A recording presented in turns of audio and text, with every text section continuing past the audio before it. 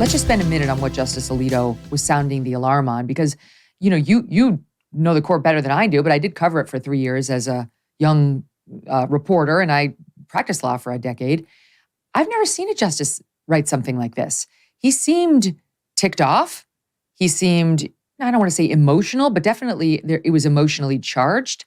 And the biggest headline out of it was he thinks he knows who the Supreme Court leaker is. Do you think you know who the Supreme Court leaker is?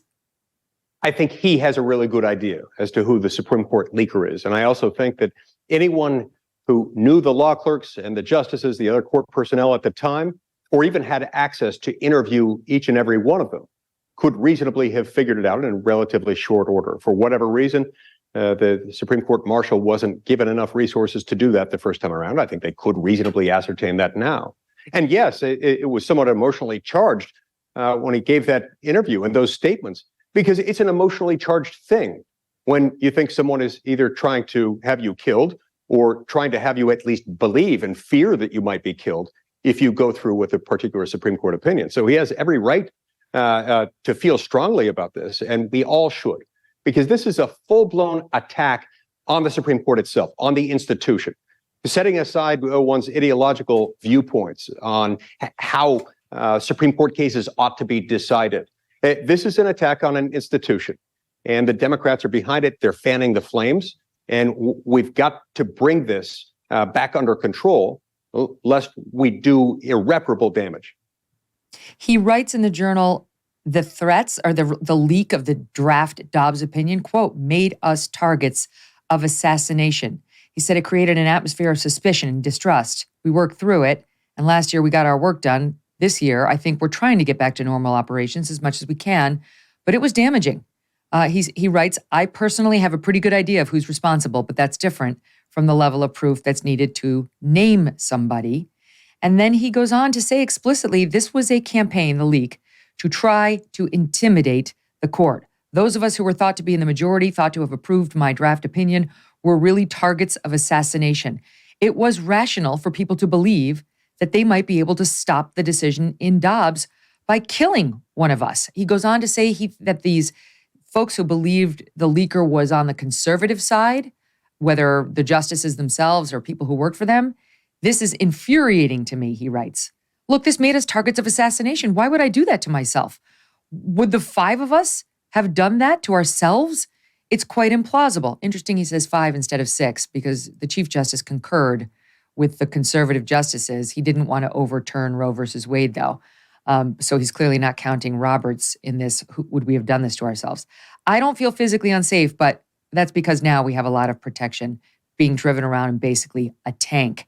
So this is the state of affairs right now for our justices. And before I move on from his opinion piece, is there anything left to be done, Senator, on unveiling who was behind this? It would not take much at all. There are things left to be done, and you're right, it wouldn't take much to unveil it. All that needs to happen is that the marshal of the U.S. Supreme Court needs to be authorized to conduct a new investigation and enlist the help of deputized members of the U.S. Marshal Service to help conduct that interview, that investigation. They need to interview each and every law clerk and any other Supreme Court personnel who had close access to the circulating draft opinions. I'm confident they can do that. As they interview them, as they review their phone records, and as they follow up on those interviews and the document reviews, they can find the leaker. I'm quite confident of that, and this does need to happen. Look, this is no exaggeration to say that this put their lives at risk.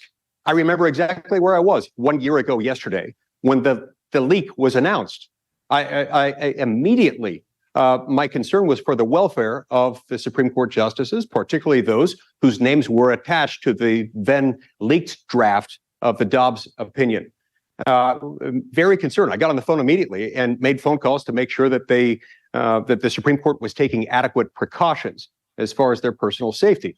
Everyone knew, everyone understood immediately the natural ramifications this would have. And it was of its very nature, the kind of thing that could threaten them, intimidate them, and subject them to a risk of physical violence. And it's unacceptable that over a year later, we still don't know who it was. Well, some of your colleagues in the government had very different reactions because we now know that Merrick Garland, our attorney general, was specifically advising those who are on scene there to protect the justices at their homes when people were protesting in the wake of the release of the draft leak and the actual opinion, when they were most vulnerable, when, as he points out, it would have been rational to think if you assassinated one of the five, you could stop the reversal. Merrick Garland was essentially telling these cops, stand down, do not arrest the protesters, even though if you protest as an attempt to interfere with the carrying out of justice, with the conclusion of an opinion, you are breaking the law. You're breaking the law. You're committing a crime under 18 U.S.C. Section 1507. You're breaking the law if you show up at the home of a Supreme Court justice in order to protest or demonstrate, trying to influence that justice in some way. This is a crime. And based on these documents that were unearthed by a whistleblower and through my colleague from Alabama, Senator Katie Britt, we discovered that the U.S. Marshals Service has issued these training guidelines saying that when you're at the home of a Supreme Court justice, don't make arrests under Section 1507 without prior approval from the U.S. Attorney's Office, which makes it all but impossible that it's going to occur. And then they added additional elements onto the crime, elements that do not exist in the statute. That they have to be criminal threats, or there has to be some indication of violence under the circumstances. Those are not elements of Section 1507. And so, not surprisingly, not one arrest under 1507 has been made at the home of a Supreme Court justice in the last year since this Dobbs leak occurred, even though ever since then, we've had protests at their homes. They followed them to home, to their favorite vacation spots, in some cases to their churches, and yet not a single arrest is made. That's absolutely unconscionable. It's unforgivable. Look, you did the tough thing during COVID. You paid your people and you pulled your business through the pandemic. Now, doing that tough thing could qualify you for up to $26,000 per employee at covidtaxrelief.org. Government funds are available to reward companies with 2 or more employees who stayed open during COVID. It's not a loan, and you don't have to pay it back. It's like an allotment of money that's already there, sitting there. The program is complicated, but no one knows more about it than the CPAs and tax experts at covidtaxrelief.org. You pay nothing up front. They do all the work and then share a percentage of the cash they get you. Businesses of all types, including nonprofits and churches, can qualify, including those who took PPP loans, even if you had increases in sales. You did the tough thing for your employees during COVID. Let covidtaxrelief.org help get you up to $26,000 per employee. Visit covidtaxrelief.org. covidtaxrelief.org. covidtaxrelief.org. Hey, thanks so much for watching. If you like what you just saw, hit the subscribe button for more clips and full episodes.